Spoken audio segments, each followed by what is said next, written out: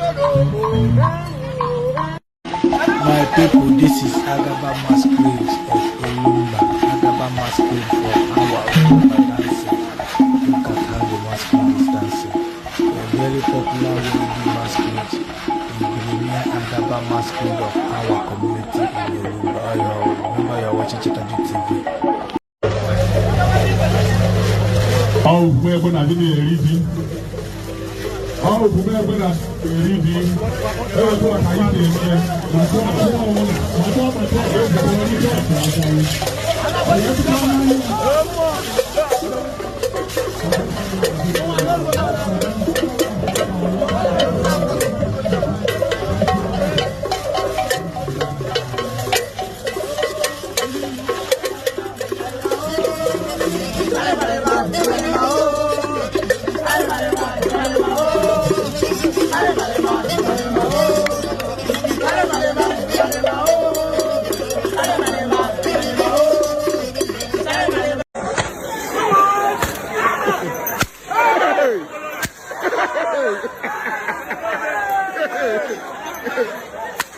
Hey!